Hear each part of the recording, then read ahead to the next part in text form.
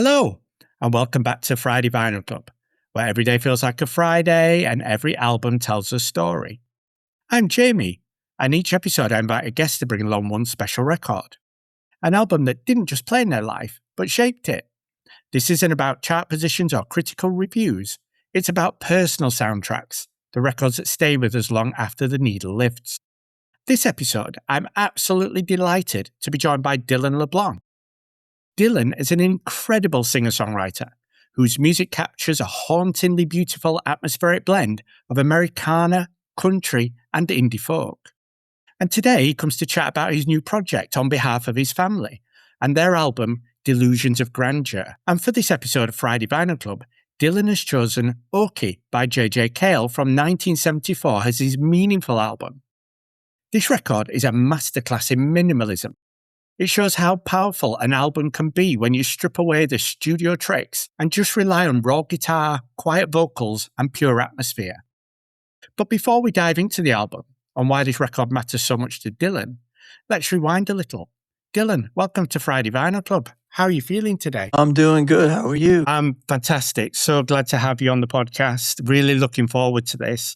Some of our listeners already know you as quite an established solo artist, Dylan, but this family project is completely new. I wonder whether it's worth just introducing the family to the listeners and who's in the band. Absolutely. Well, my dad, James LeBlanc, is one of the singer-songwriters in the band. And then my stepmother, Angela Hacker, is one of the songwriters, singers, and players. And my stepbrother, Bay Simpson, is one of the songwriters, singers, and players.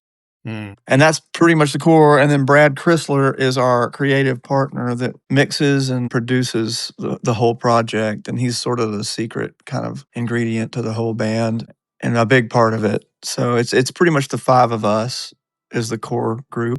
Did I read that you'd actually recorded these songs a few years back during the pandemic? Yeah, we recorded it and it sat around, for 6 years, and we would send it to friends of ours and we would send it to people who we know, and people would be like, this is really great.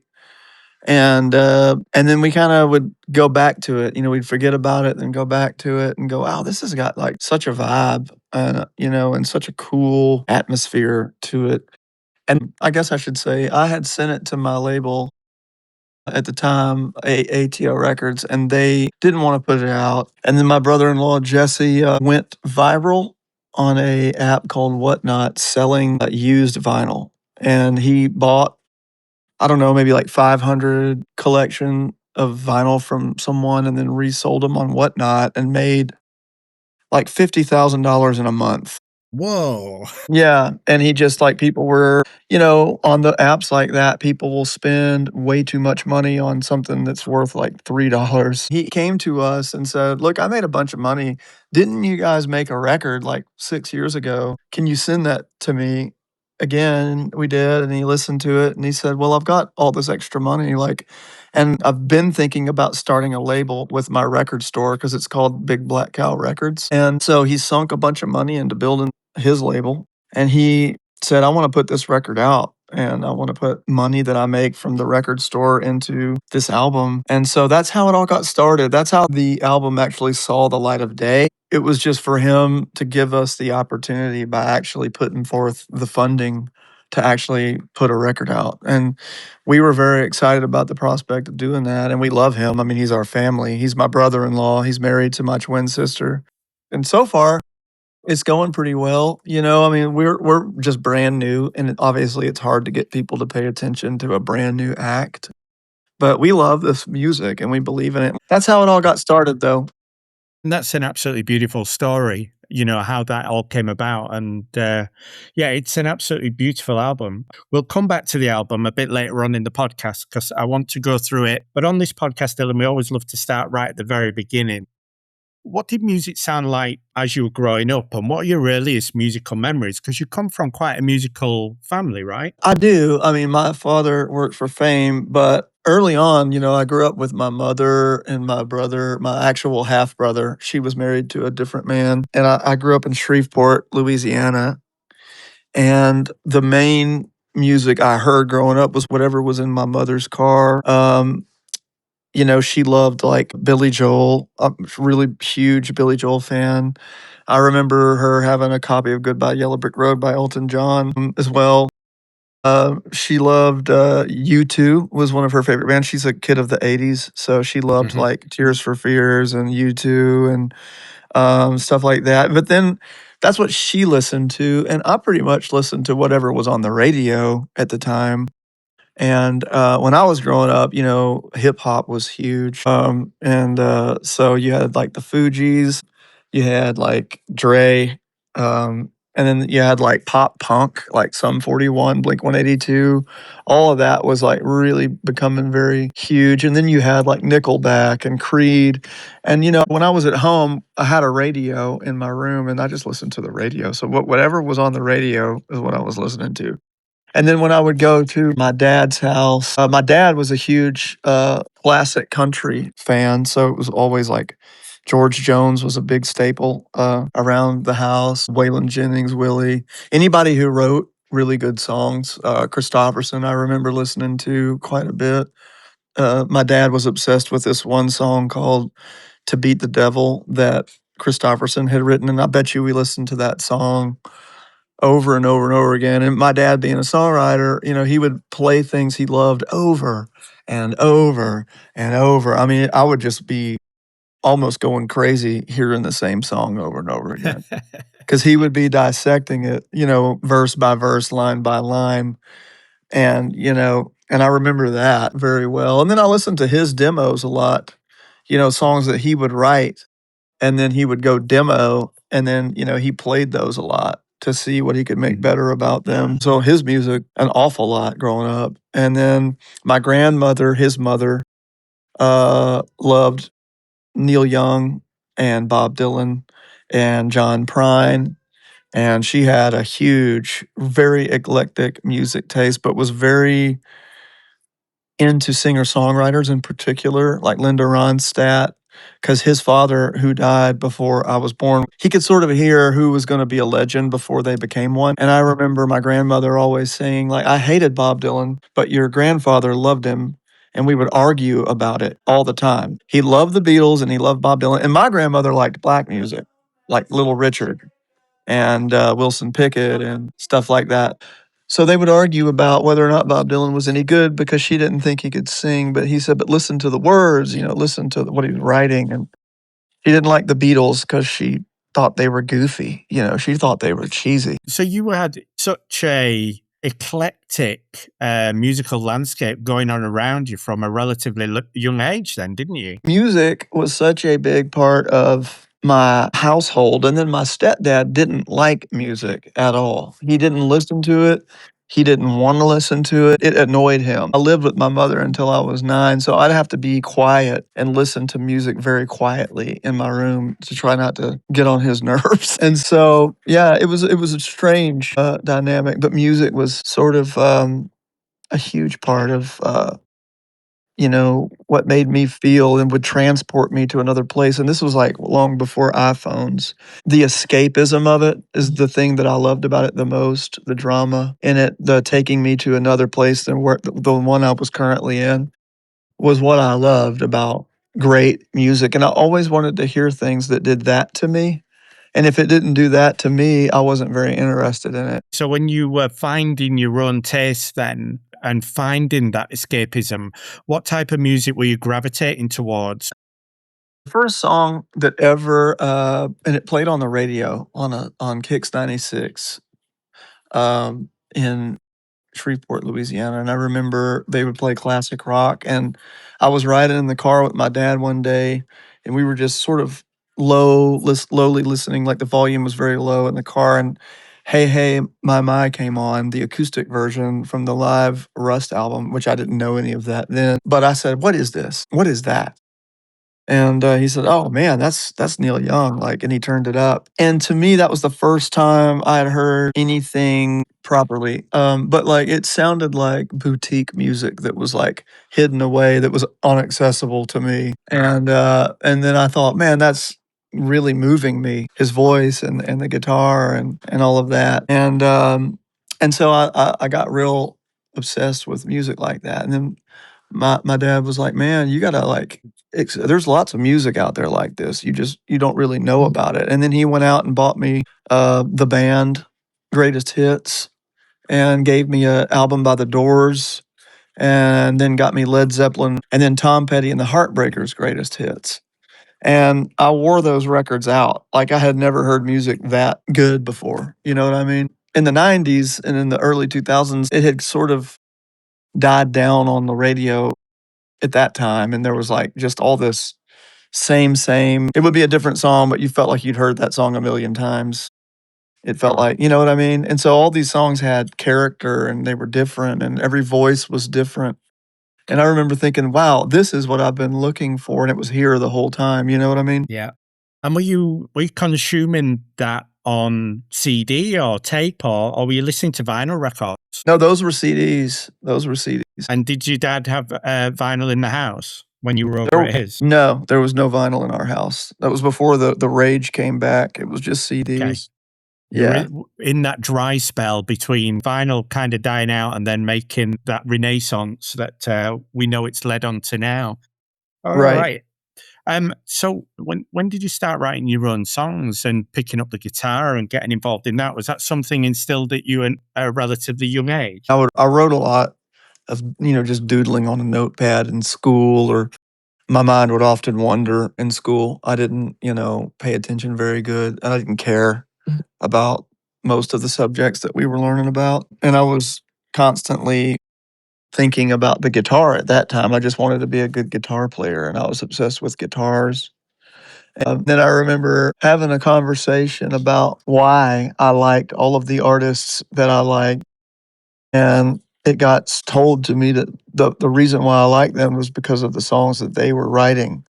And that the most important part of the music that was being made was the act of writing it in the first place, because it wouldn't exist, without someone building a foundation around it. And that idea, and then of course being around songwriters my whole life with my dad being in the business here in Muscle Shoals. And I'll say that we moved to Muscle Shoals in 2001, and I moved with him up here.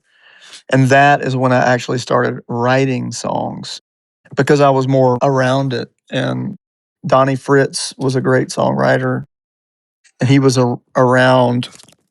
And there was just people everywhere that were doing the thing, just killing it, man. And I learned very quickly that there was a infrastructure here for it, and that people were making a living doing it.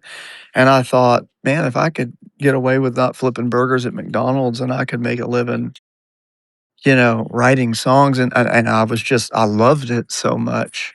The thought of it, the idea that I could sit down and create something out of nothing, it just felt incredible to me. It was just pure creation, and just incredibly hard to do. I saw people who were so good at doing it, and still to this day, we talk about it as the family, writing a bunch of good songs. It's a really hard thing to do. It's a really hard thing to do in private, but it's also then there must have been an inflection point where you realized you were so good at it, you could transmit that, as you say, not to flip burgers, but to take the steps into the more professional world of it. When did that journey start for you? When I was 15, I wrote a song that was kind of one of the first songs that someone told me that it might be pretty good. There was a guy in Shreveport named Glenn Graves who had a little studio, and he was friends with my dad. And I don't remember what we were doing there, but I recorded it, and I remember it actually sounded pretty good. It was the first time I recorded something that to me sounded pretty good, and like I was able to hold the rhythm down on the guitar. It was just 3 chords the whole song, and then I sang it pretty decently. And I thought, man, I might actually be able to do this. And it turned out pretty great. And my dad played on it, and I played on it, and Glenn Graves kind of engineered it and gave me a copy of it. It was a song called Battle, about a family feud. It was not very good, obviously, because I was just a kid, but I remember that being one of the first ones I wrote that even my dad said, "Hey, that's pretty cool. That has a vibe." You know what I mean? And it sounds like from that point on, you were hooked. and there was no turning back then. Yeah, I was definitely hooked after that. Do you remember sort of around that age being influenced by live music and going out and seeing gigs with your friends? Do you remember any early gigs? There was a place in Shreveport I remember going to on Tuesday nights. It was a blues jam. Anybody could just get up and jam. And a friend, my dad's, Ken Jacobs, would go there on Tuesday nights. And he was just a guitar enthusiast. He had like incredible collections of vintage guitars. And he would take a couple of those up there and jam, you know. And then my dad would get up and just like rip one, you know, like just incredible, like just blow the place away with it, like just an awesome blues guitar solo. And I remember thinking that was so badass when I was a kid. And so, yeah, that aspect of it. And it was, you know, people really loved to go see live music back then. That place would be packed on a Tuesday night, and people would just be sitting there in the chair with their drinks and listening to the band. And then sometimes they'd say, hey, why don't you get up there and do one? And I knew how to play Helter Skelter by the Beatles pretty good. And I could do the little guitar riff that, no, no, no, no, no, no, no, no, no, no, no, no. I learned that pretty good. And so I would get up there and just wail on Helter Skelter, and everybody would get all excited and stuff, being like a 13-year-old kid. And I remember that being really fun for me. And on that journey, did you then sort of like get to see the bigger artists of the day? You know what? I haven't been to a whole lot of concerts. I went and saw U2 in 2008. My dad got tickets, and he'd had one of those really good songwriting years where he made a bunch of money. And he just bought a bunch of concert tickets. And we went and saw Coldplay. We went and saw U2. And I remember thinking that was incredible. And Muse opened up for U2. And I remember thinking that they were pretty good as a three-piece band. And then U2 took the stage. And my dad was a massive, like incredibly huge U2 fan. And they were like kind of a huge, big inspiring artist for him when he was a kid. And it wasn't really until I had my own career that I got to see a whole bunch of people just by being on festivals and stuff. I loved, like My Morning Jacket was one of my favorite bands as a teenager. When I was about 15, they released an album called Z, and I heard that album, a song called Gideon. I listened to that, then I went and listened to their entire back catalog from before that and just became a massive fan. And then when I had an opportunity to have my own career, I was on some festivals that they were on and got to watch them from backstage, and I just thought that was so cool. And Levon Helm from the band, I got to meet and see him before he died. And that was one of the highlights of live music of other people that I've ever seen. I saw Pearl Jam in 2008 at Bonnaroo. I'm not a huge Pearl Jam fan, but I will say they put on a great live show, and I thought that was great. But one of the best shows I've ever seen, and to this day, and the most magical live shows I've ever seen, was from backstage at Glastonbury. In 2011, Radiohead played the Park stage, and they were the special guest. I had a slot. It was hilarious, right? Because my slot was at like 1:30 in the afternoon. Then it was War Paint, and then it was special guest.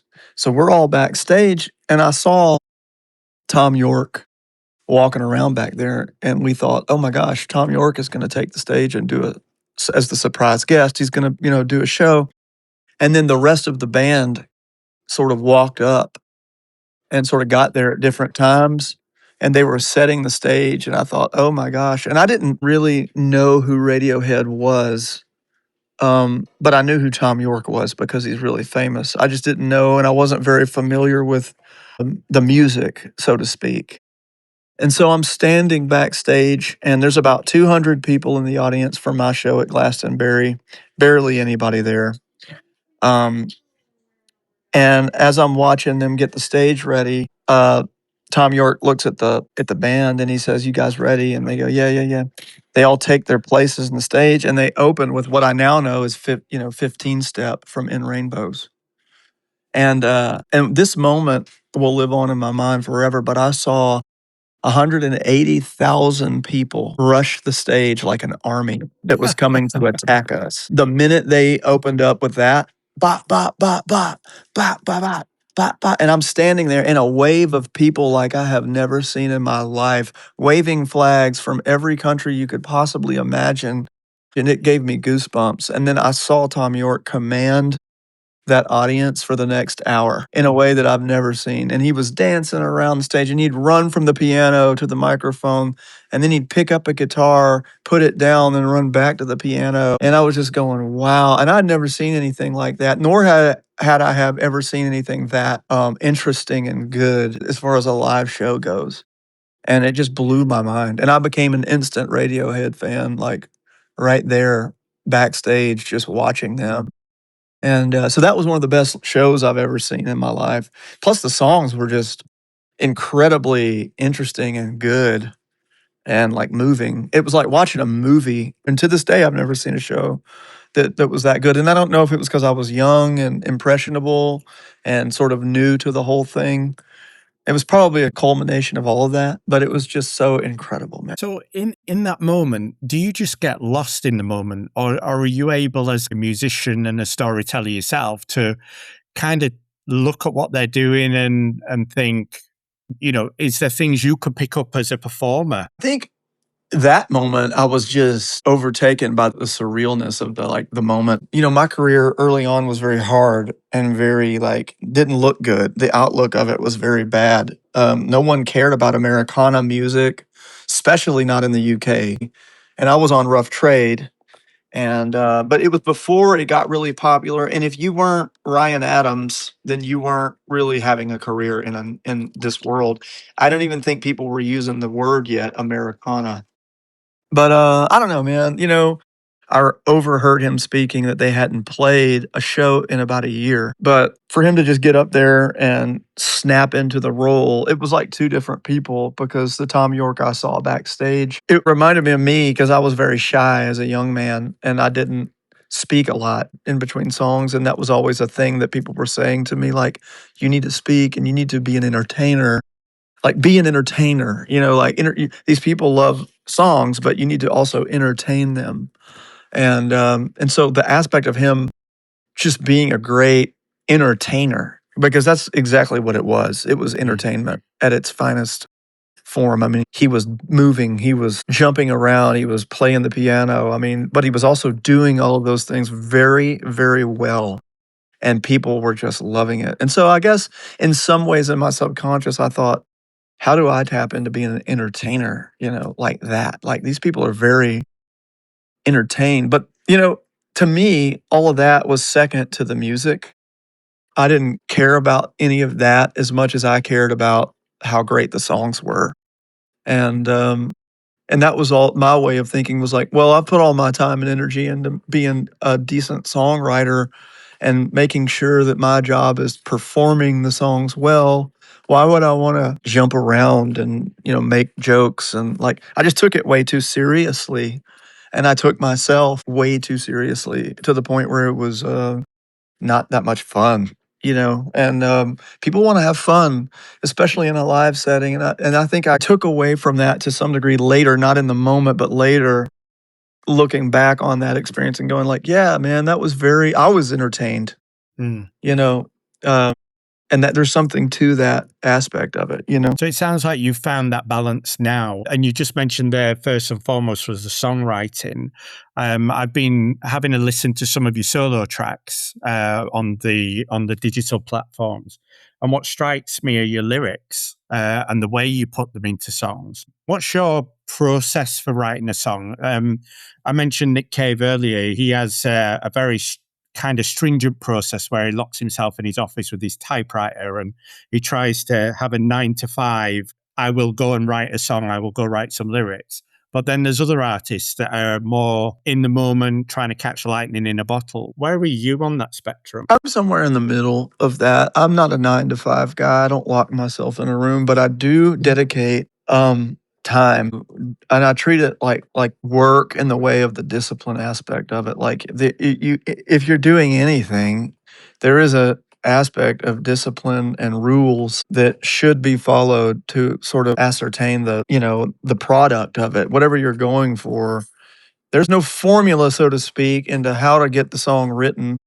And they come in all different ways, and some are very inspired, and those are great. Those are the ones that you remember forever. But I've also written songs that took me days that I had to come back to, uh, a year or so later and go, oh, yeah, I need to finish that, and for some reason that day I couldn't finish it, but today I'm feeling inspired and it just comes out in, a few hours, I've got it written.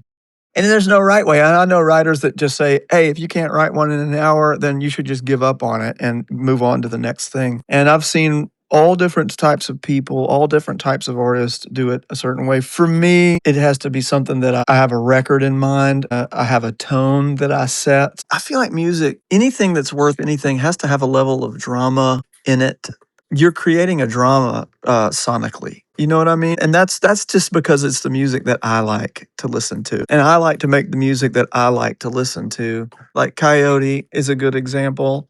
You're already setting the tone with the guitar lick in the very beginning. And the strings, I intentionally didn't want to bring them in until the first verse was completely finished, because I thought, well, there's another layer of drama in it, right? And another layer of a hook. And to me, like, hooks are just a simple word for making the drama in a song, and the lyric is a part of that. The phrasing of the lyric is very important because that draws the hook. That's what people are going to hum.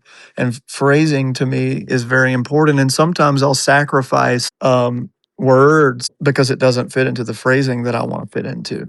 Because I think phrasing is so important. And then your cadence and the way you sing it is so important in the mood of a song, and then in how you sing it. And that song is about the Sinaloa drug cartel. I mean, that's what the song is about. And so coyotes are the people who smuggle people and drugs across the border from Juarez through El Paso over the Rio Grande. Santa Muerte is what they pray to for safe passage. And I thought that was an interesting story. And I thought, how do I get that across with as little words as possible and that fits this phrasing? And so, I mean, and then the production of it was just incredible because of the players that were on it. They were just the A-listers. I mean, they were the best of the best that you could possibly hire to play on a record. I mean, Fred Eltringham is one of the best drummers. You don't have to say anything to people that are of that high quality. They just know what to do and where to do it. And I never really understood that as a younger person. And it wasn't until I got into my 30s that I had played with some like people on that level that made it so easy just to get in there and play your songs. And there was no real hard work on the production other than the strings that I produced. And I really did produce the strings. And strings are funny instruments. You can't overdo them or it'll just sound ridiculous. And so where to put them and not put them somewhere too much, and balance is everything, and space is everything in music to me, to let things breathe. And that is also another aspect of the drama in music. Like, that doesn't need anything right there. It needs a moment to breathe so that this part where something does happen will stand out. And the minimalist aspect of doing it that way, like, I'm not going to do anything unnecessary on this track. If you throw too much on a song, it can bury the meaning of it. And the main thing is, like, what does this mean and what does it make you feel? And if it gets buried through too much music or too many instruments, it can ruin the drama of it. And all your favorite people do that. All your favorite, I promise you, that's how they approach making records. It's great to have that insight from somebody who is making great records. When you've finished and locked in a track, do you step back from it? Do you generally know whether you've captured what you set out to do and whether you've captured something special? Or are you one of these guys who will keep going back to something and craft it away until you finally think you've got something? Where do you sit on that spectrum? I mean, I know when I've captured something special to me, like, I know it's special to me, right away. Whether or not it's going to be special to anyone else, I don't know until it gets introduced out into the world and they hear it. But I know when I hear it, And if I know immediately whether or not we got to the place we were trying to go, like right away. And then I step away from it and I move on to something else. I guess as an artist, when you put things out in the world, you lose control of them. You've done the best they can. So once you've done that, how does it feel later on when people come up to you and tell you that they've heard your songs and they've resonated and they've become embedded in their life, maybe a special song, maybe a wedding song, that type of thing. How does that feel as a songwriter? It's amazing. I mean, it's the reason why you do the whole thing. I needed music as a young man because I was lost and just I had a yearning in my chest. I don't know if you know what I mean, but I just had this feeling in my chest, a heavy weight, for as long as I could remember that music just healed somehow. Every time I would, for 3 minutes and 34 seconds, or however long a song is that I loved, I would feel better. And and so to me, the whole point of doing it is to give someone else the feeling that other people and artists that I love gave to me. And making it relatable to someone and sort of like if you someone's going through a hard time in their life and they hear this music, it to me it is very therapeutic. I hate using that word, but it's the perfect word for it. And it is a therapy in a way, sonic therapy. It's a real thing, and I mean people feel better when they hear something that moves them because they finally go, I don't know where he is or who he is or where he came from, but he understands. And it's just nice to know that someone out in the world understand and they understood enough to make a song about it. It's like they are pointing at you and going, "Hey man, I get you. I've been where you are right now. You're not alone and everything's okay and you're going to be okay." And when you hear music like that and it moves you and you've created music like that and you've passed that on to someone else, that's the reason why I do it. It's because I had a lot of hurt and a lot of pain and music helped me so much, man. It really made my life easier. Just knowing that for those few minutes I could go somewhere else. It was like so much healthier than doing a drug to escape. And it also felt like pure creation. And it's the opposite of destruction. And it will be here long after I'm gone. And all the artists that I love, their music will be here long after I'm gone. And they left a piece of themselves in the world for other people, a piece of their life that other people can relate to, and a piece of their pain that other people can relate to, and say, "Hey, I'm not alone." And that will never go away as long as civilization is here. It's in the ether. It's out there, and there's no taking it away. Which is why I would never release something that I didn't truly love and believe in. Thanks for sharing that, Dylan. And I wholeheartedly agree with your sentiments there, certainly about music being healing. And, you know, maybe I'm listening to different music and different artists than you have when you've been growing up, but I can certainly resonate with your sentiment there. And it bridges us really nicely, actually, into your album choice today, JJ Cale's Okie. Where did JJ come onto your landscape? Is it something that you were listening to early to get that transportation away for a bit of healing, or did he come a little bit later on in your life? He came a little bit later, and it wasn't until I was in my 20s that I discovered JJ. You know, he was always one of those guys that was heavily associated with Eric Clapton, and I was a really big Cream fan in my younger years, like in my teenage years, like, you know, Strange Brew and all those hits that they had come out with, and I loved Hendrix. And, you know, as I said, started on early on, I loved great guitar players. I just love anyone who you can hear it immediately. They took the time to become excellent at something and they didn't cheat any part of the grind. You can tell that from sun up to sundown, all they did was write, all they did was play, and all they did was record as much as they possibly could and try to make the best work that they possibly could. And I feel like JJ, the way he played guitar was very unique, and it was the reason why I know it's the reason why Eric loved him is because he's everything Eric Clapton wanted to be but couldn't be. Um, And I say that with all due respect because I do love and respect Clapton, and I think he's incredibly talented. I love his work as a session player, especially his slide guitar on All Things Must Pass, his work with the Beatles. I just think Eric was a great guy. But as an artist, I think JJ was what Eric wanted to do. Like if you hear After Midnight, you hear JJ's version. I'm sorry, it's just so much groovier than Eric's version and so much more authentic and real, you know. And I just think that JJ was from Tulsa, Oklahoma. He was in the Delta of that era and he had it in his blood. And he wrote those amazing songs through lived experience. Like the song I'm thinking of in particular, and it's one of my favorite, 13 Days, you know, and it's just about a tour he did for 13 days. And he talks about being on the road and, you know, and the drugs that they're doing and the cigarettes they're smoking, the coffee they're drinking from Birmingham to New York, Baton Rouge. We got a sound guy to mix us. We got, you know, two girls dancing to try to get people into the bar to come see us.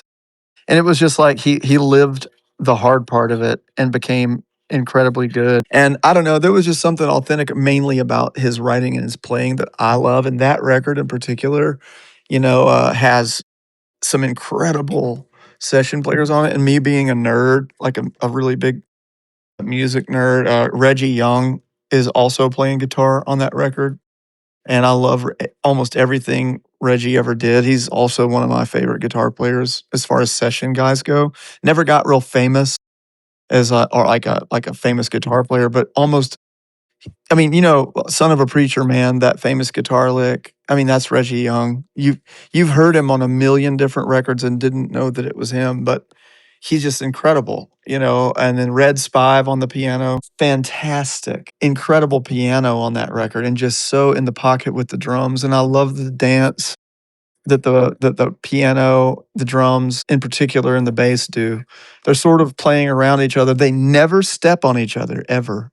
And that's incredible to me because there's a lot going on, but it doesn't ever feel like there's too much going on. The things about this podcast is I get introduced to lots of different music, lots of different albums, and I try and give each album a listen. In this case, I listened to it on digital, and I was so impressed by the album that I actually got myself a vinyl copy, and I've got the copy in front of me now. Um, how difficult is it to make and play music like JJ Cale has on this album that makes it sound so effortless? I mean, is it the people that he's got around him, as you mentioned, those different session guys' names, or did he have a vision and a vibe and he really stuck to it? I think it's a culmination of both, and I also think that back then, you know, it was 1970 probably when they, or either that or 71 when they started that album. You know, back then you only had at that time probably 16 tracks, and I think 16 were available after 1970. And after your 16 were done, you had to split them or you had to bounce down and decide that that was what was going to go on the record.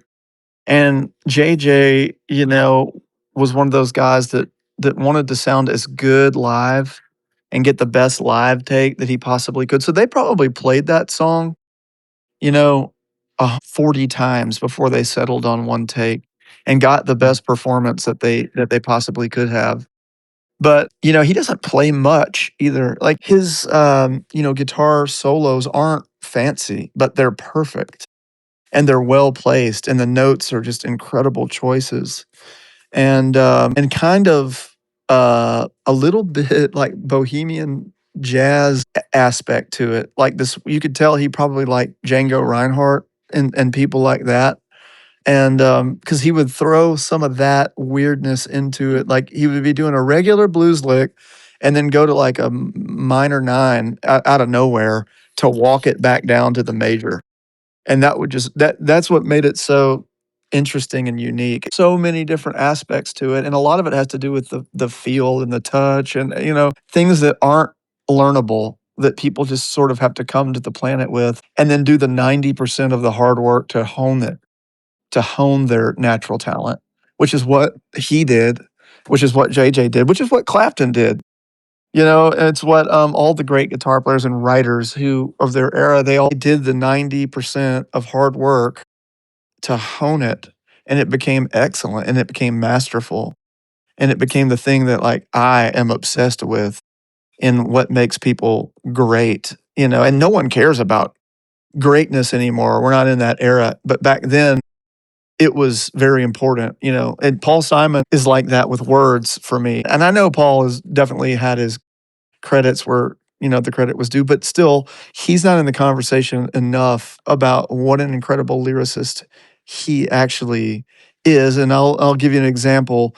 The song America doesn't rhyme ever. There's no rhyming word in that song, not even one. And every line is incredible. And I've never heard another song that I can think of that has a zero rhyme. If you can name me one, I would be very surprised that flows that good. I don't think I could probably pull one out for you, Dylan, but I'll listen back to America, Paul Simon, because it's a song that has, I guess, been in the background of my life and I've never really sat down and spent time with. But I will do it. I'll take that as a recommendation from you to do that. Um, Going back to the album, are there any tracks that you would gravitate towards over the years? Or is this something that when you play the album, you want to play it in a whole? You know, there's so many great damn songs on that record, but you know, Starbound is one of my favorites. I love the guitar lick, and I love that he had like he was doing weird stuff like putting a phaser on the vocal, and I don't know how they possibly could have done that except running it through an MXR, you know, phase pedal, but through a vocal, or it's a Leslie, and which is probably more likely what it is. And just running a vocal through the organ Leslie that they probably had at the studio, which is I'm actually 90% sure that's what that was. And turning the horn at a very slow rate, making it sort of a phase effect. And it was just so cool. And I love the guitar lick and I love the song and I love the production. So that's one of my favorite songs on that record. It's the third track on the album.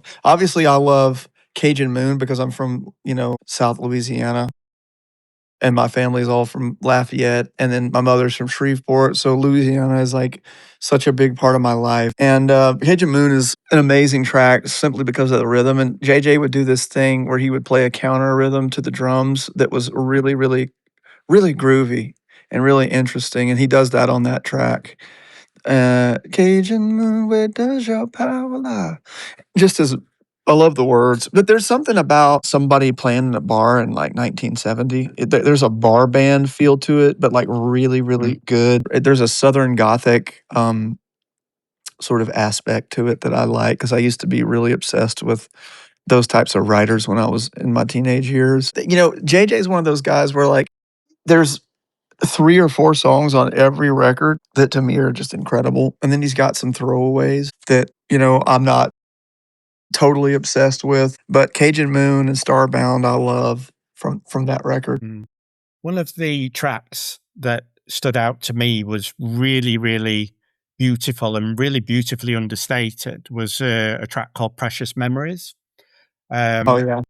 as I was listening to the album, sometimes I prefer the quieter moments. And I know that this is quite a understated album. You know, it's not loud, it's not brash in any way. What are your thoughts on that track? Like you said, I'm also sort of drawn to a quieter moment in the album. And the songs, like it goes back to what we were saying earlier about drama in music. I feel like there's an awful lot of drama in that track. I don't know if I'm right or not, but I think that song, I don't think he wrote that song. I'm looking on the back. It's only giving him credit for the arrangement. Yeah, it's not actually giving him credit for writing. I think that might be a religious song that sang in churches. I think it's a cover song, and I think it's a gospel song because I remember singing "Precious Memories" in church. You know, I went to a Baptist church when I was a kid. I'm not religious, but my mother was and still is. One thing that I was struck about on this album was the sequencing and the way that the tracks sort of laid together. When you're putting an album together, how much thought do you put in on on how the tracks rub up against each other and transition into each other. And I noticed there was a lot of fade of the songs fading off before going into the next song. Is that something, a 70s thing? Loved it. There's that Fleetwood Mac album that everybody loves, Rumors, and there's fades on like so much of that record. And my favorite era of music was probably the early 70s, from 70 to 75. And really, I should say from 67 to 1975. I think some of the best records ever got made, like Beggar's Banquet, Stones, and I mean, I love all of their stuff. I'm a huge Rolling Stones fan. A lot of my favorite records had a lot of fades on it. And yeah, I mean, to me, it's more out of necessity. And probably the reason why they did it, it's like the song goes on too long and and I didn't want to end it. And there's something cool about hearing the things that I loved that continue on in the song, sort of fade out in the background. And I don't know, sometimes it's a stylistic choice and sometimes it's just out of necessity. I don't like songs that go on for, 8 minutes. I think a great song should be no longer than 3 minutes and 30 seconds. It's not right or wrong. It's just my personal taste, unless it's Pink Floyd and you can interest me for 8 minutes with a, Dark Side of the Moon track. I mean, that album is obviously brilliant and every track is long as shit, but it's still very interesting, and like I'm just so like captivated pretty much the entire time. I love that record. I mean, I know it's one of the most popular records of all time, but there's a reason why. It's fantastic. And I would love to have been a teenager whenever that record came out and heard that for the first time and just, I wonder what that was like. Like nothing like that had ever really come out before. And then hearing that with the opening track and like, the steel guitar coming in. I mean, I would have just tripped out, dude. Just going back to JJ's Okie, you've carried this album for a few years now. Has any of the tracks shifted meaning for you as you've listened to it over the years and as your career has progressed, as you listen to it maybe more as a more established artist now? Does anything resonate different to when you first started listening to it? Well, yeah, I mean, this record and the one he has called Naturally, which has Don't Go to Strangers on it. Those two, and I should have included that one as well with the Okie record, because that one was also equally as important to me, if not more. But that record and Okie I'll listen to every once in a while, and I hear things that being more established and knowing like a little bit more about what I'm doing, that I find little imperfections in it that I like, that are magical. Because I think that back then, if a little mistake was just a little mistake, and you wouldn't worry too much about it, you would just go like, well, the keyboard landed on a major seven, and when we were all playing, the major chord, and like, but it somehow made this dissonant thing. It was like, it was obviously a mistake, but it somehow works. And I'm trying to give you an example, but like I'm thinking of Naturally, like on Don't Go to Strangers. There's a moment where no one is really sure when they're going to go to the B section of that song, which is when he goes up to the D, and you don't let me down and rust. Don't let me turn to dust. And it's just like so groovy and funky. And the way that Jim Keltner comes into the song, I have to think in my head like Jim Keltner did all of those things on purpose. Because if you listen to Don't Go to Strangers, the beat is weird. Like it comes in like, it sounds like somebody's stuttering in perfect time. And I, knowing Jim Keltner and knowing who he is and knowing how great he is, I bet you anything he did it on purpose to just add like a thing to the track. But it almost sounds like he wasn't sure how to start the groove. And yeah, I mean, you just have to listen to it because it's hard for me to explain. But it sort of stutters in these weird ways that is so badass that I cannot even, like, it's so groovy and so cool. And I'm not sure it was done on purpose. Moving on to the artwork then of the album, you've got that train, you've got a pair of feet up there, relaxing next to a guitar or just on a crate. What were your impressions of the album cover? Did it put you off at all, or did it draw you in? I don't think that would have been the album art that I would have chosen, but it's funny because I'm not one that like pays attention much to album art. I don't care as long as the music is really good. If I was going to put my record out, obviously I care about what the artwork is. But no, if I were to see that like laying in a bin somewhere, I'd probably skip over it. To be totally honest, I was wondering whether you felt it reflected the music inside. I'm not sure it does, to be honest. I don't think it does. But you know, it's just so to me, it was just that the cover of the album is obviously very consequential. But I mean, I don't care about the artwork as much as I care about what's inside of it. You know, never judge a book by its cover. But I will say the thing that I do like about it is I like the boots sitting on the crate. I think that's kind of cool. Do you rock those type of boots? Are you able to wear them? Honestly, I'm a trainers guy nowadays. It's funny because I've worn boots my whole life, and I only wore them because I would like literally I would look at what my dad had on and try to match him, and so everybody wore cowboy boots. So it was more of a cultural thing for me than anything else, just being from where I'm from, and also it was good for working. You know, a lot of the guys were in the oil fields, work boots for work, cowboy boots when they went out at night to go drinking in the bars and chase women. So I mean, it was like sort of a cultural thing, probably. But yeah, I'm wearing boots right now, and I'm gonna wear. I'm gonna have boots on when I die, probably. I'm envious, Dylan. That's proper musician stuff. I'm a little old man here in the UK in my little trainers. Thank you for taking us through JJ Cale's Okie. Really appreciate that. Dylan, we always end the podcast with a Friday spin, which is the part of the show where normally I would ask a guest for a record recommendation. But today I just want to totally hijack this and focus entirely on the family and Delusions of Grandeur. And I've got a copy in front of me now. It's funny, we were just talking about the cover art of JJ Cale. I was really interested where the design comes from for the Delusions of Grandeur album. So maybe let's start there. Absolutely, yeah. I designed the cover art for that, and initially I just wanted something to put on the link that we had to send around.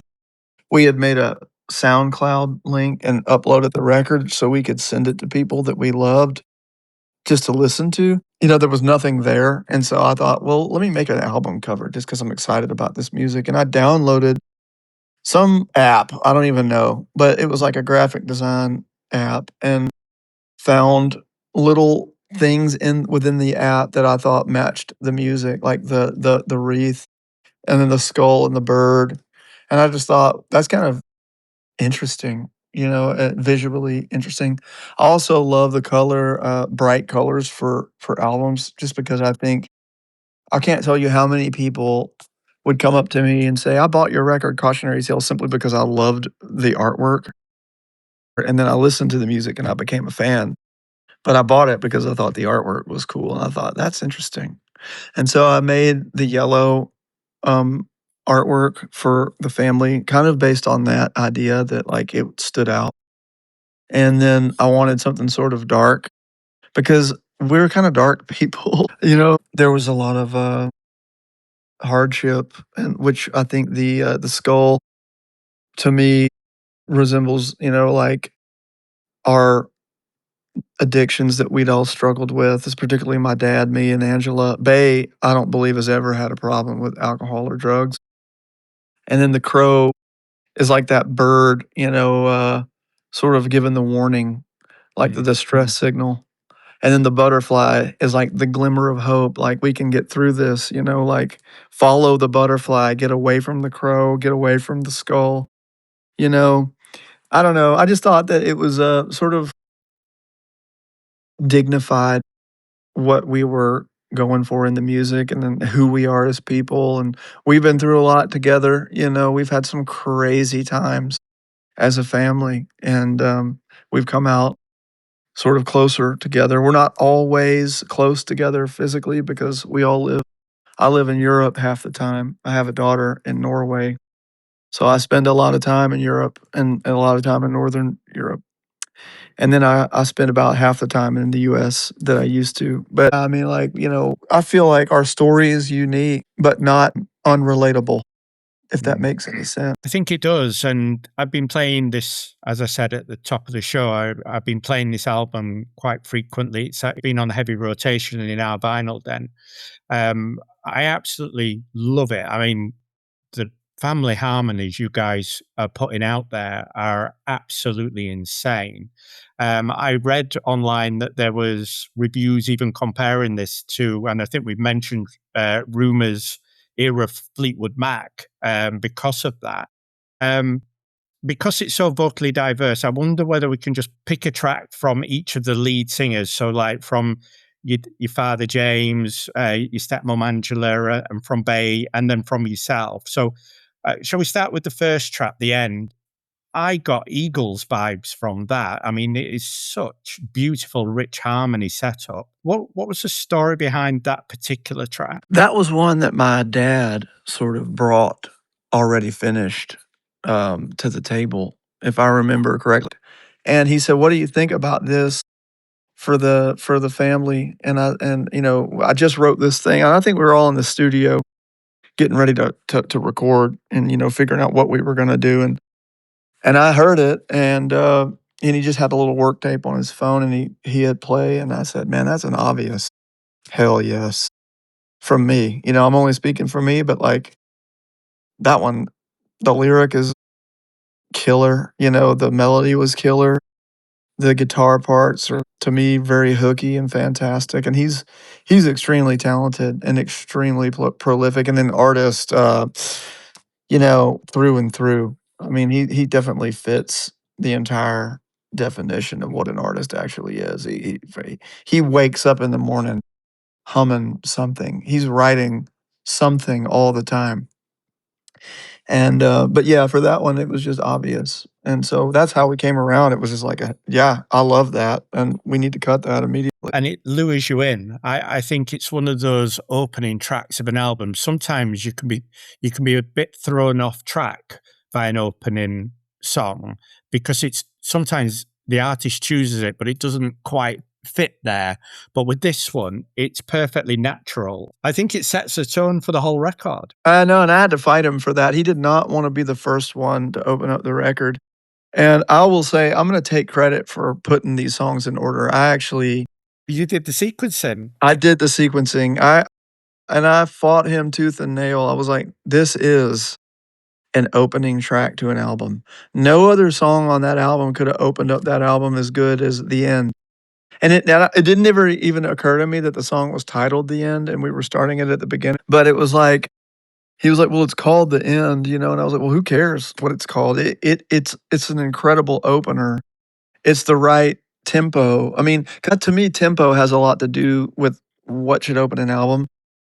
And to me, it sets the tone for the rest of the songs, because the rest of the songs sonically are very in tune and sort of together, and very adapted to one another sonically, and it just set them all up to be knocked out of the park for, like, it's just the perfect setup. It's like telling a joke and having somebody there to help you, knock out the punchline. I don't know. So I'm very, very pleased with that being the opening track. And here was me thinking that you'd put it there, the end at the beginning, as irony, sort of an ironic gesture, rather than rather than not giving too much thought to the name, but everything to the sound, which is fair enough, right? Absolutely fair enough. Angela on the next track, on the history of things to come, her voice is incredible. I mean, it gave me goosebumps hearing that voice. I was sort of pitching her with like Christine McVie from Fleetwood Mac. She has an incredible commanding vocal delivery on that track. What was the background on the history of things to come? Well, that's one that her and my dad wrote together. But my father, again, wrote the main thing. I remember hearing that one as well, a demo that they had sent me while they were working on it. She wanted something, and I think she had a title, and her title was History. And then my dad came up with History of Things to Come. And together they write a lot. just the two of them, and their dynamic is really special. They are 100% musical partners, and they've been musical partners for a very long time. They play live shows together, just the two of them.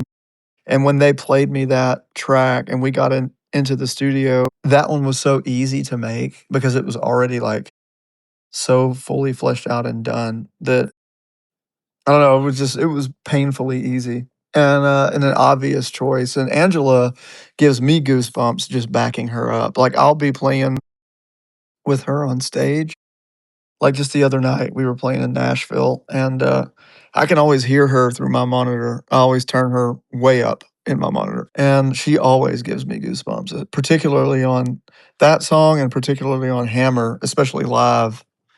When she starts wailing like that, because she doesn't know how good she is of a singer, but she's incredible and just naturally like God given talented. I don't even I don't even know, but always been that way. And her and my dad have been together for 20 years. Did I read that Angela's got her own albums out as well? She has one. She was on a TV show in the mid 2000s called Nashville Star. It was like a talent show, and she won that. And then they did a little album with her. And then she made a record with Rick Hall before he died in the mid 2000s as well. It's on Spotify. You can listen to it. So she has a couple of records out, but not anything out like this. And we're putting a lot behind this. I mean, the machine is 100% rolling and trying to promote this record as much as possible, mostly with the help of Jesse, my brother-in-law. But yeah, so she's got some records out and they're great. Let's give your stepbrother Bay a shout out for Everybody Loves You Now. That was the track that I really enjoyed as it brings side A to a close. What was the background of that? Did he write that and bring that to the group, or was that something that you all worked on? Bay was like, I've known him since he was a kid. And I'll tell you something about Bay. He's a hit songwriter, Bay. I don't know. He's got something that I don't have, and he knows how to make things accessible musically that I don't know if I could ever ascertain with the limitations of my talent being like I write things that I love to hear.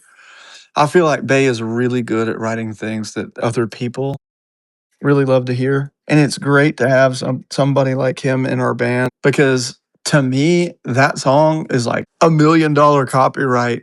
I mean, it just sounds like a hit. It just sounds like It a does. smash. And he's got tons of songs like that. And he's been putting out his own records for a couple of years now. And every song he ever puts out just sounds like it could be playing on the top 40 like right now. And he's just good at writing like that. It's not just his writing, it's his voice. It's stunning. Absolutely stunning. And he got good so fast. But I mean, he's to me, he's God-given, otherworldly talented, and I love backing him up.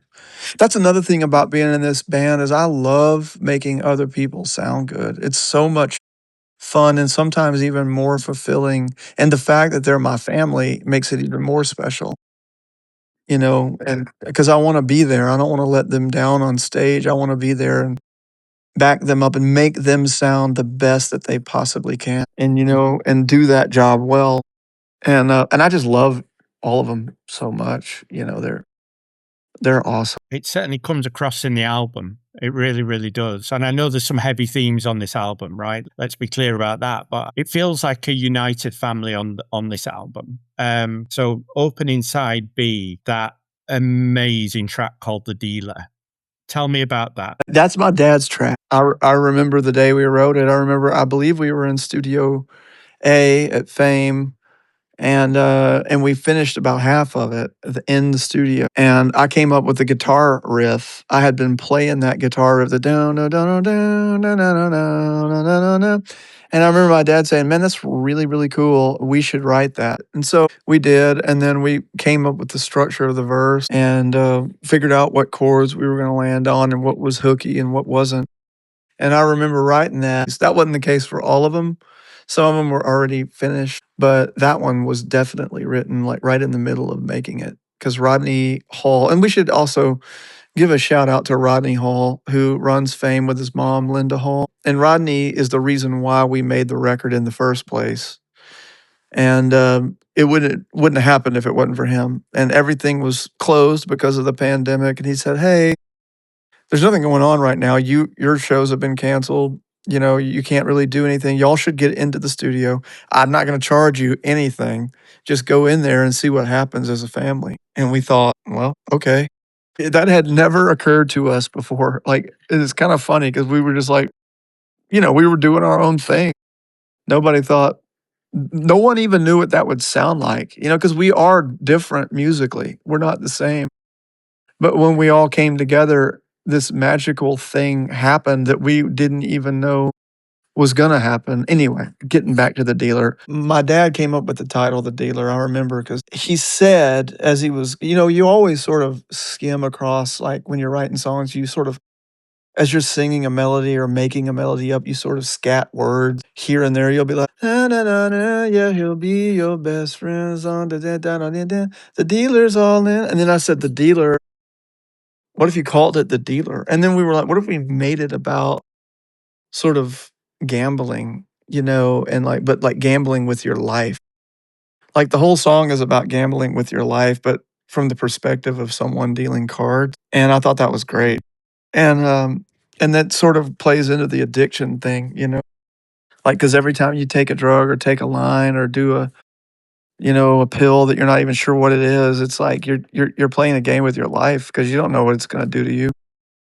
And the dealer is all in. He'll be your best friend as long as you're doubling down, as long as all those people want to show up and hang out with you, as long as you've got something to offer them, and so it was sort of that kind of vibe, that sentiment. And we've all been there. So I don't know. The writing of that song was super easy, super fun. Talk to me about Pick Your Poison, because that is another stunning track on the album. Yeah, that's another guitar part that I was playing for a long time. I had that part. I probably had that guitar part for like 8 years before I actually ever wrote a song to it. And Bay and my dad both liked it a lot. But to me, it sounded like Inner Sandman, but like a play off of Inner Sandman from Metallica. And I was just doing it. I'd always play it for fun, like because I thought it was kind of funny. I didn't actually ever take it seriously. I was like, this sounds just hilarious to me. But my dad was like, I love that. Like, I really love that lick. And he would catch himself playing it all the time. And that one, he said, we're going to write that. And I don't care how you feel about it. And I was like, oh my God, here we go. And so we sat down to write it. And it wound up being cool because of Brad and like the way he records things and the way he treats things sonically, which he is the reason why the family record sounds retro like it does, is because of his treatment to it and the way he records. It's just he's got a very good knack at like setting a mood sonically. Anyway, we record that song and write that song, and I wrote it with Brad down in Muscle Shoals, and my dad and Bay. I think Bay was there, and we were kept going back to biblical references, which is golden calves and hollow crosses, like the aspect that religion just couldn't save any of us because we were all in so much pain that at one point in our lives we were all searching for a spiritual awakening that we weren't finding in religion and in organized religion anyway. And we became religious in another way and sort of shifting our focus inward instead of outward. Like nothing is going to save us. There's no doctrine other than the one that already exists within ourselves that we came to the planet with, and that we just have to find. It's like the saying that happiness isn't, you can't find it because it already exists inside of you. It's already there. You just have to like wake it up. And what is happiness? It's not a real thing. It's that is a fleeting emotion, but contentment and being okay, just being all right is like something that is more realistic. You know what I mean? I do. Yeah. And Just one final thing on the album then. I noticed the Crosby, Stills and Nash cover on there, Find the Cost of Freedom. What was the thought process behind slipping that one on? we just love that song. That is the only thought process behind it, and it fit with the album so well. Yeah. And we had covered it. in a show that we had played, and we had gotten a great response from it. And I had a solo show at this place called The Camp, and it's an outdoor venue in Huntsville, Alabama. It holds maybe like 300 people. It's not very big. Well, I invited my family to come play that show, and that was the first show as the family that we ever did, even before we identified with that name or anything had the name. And that's when Rodney was like, "Holy shit, that was awesome!" And so he came up to us, and so we thought it's the reason why we got offered the studio. So we should put it on the record. And we love the song, and we love Crosby, Stills, Nash and Young. Yeah, and it's an absolutely stunning cover, and deservedly has a place on this absolutely beautiful album. So, where could people find the album then? Just on sale on your website, on the family website? Yeah, I mean, you can get it off of our website, bigblackcowrecords.com, or you can go to our Facebook page, The Family, and there's a link in the bio on Instagram, and there's a link on our Facebook page. They'll take you directly to the vinyl copy of this record. You can only get it in a physical form in vinyl, and that's the only way we ever do it. We're probably ever going to make any of these records because we love vinyl so much.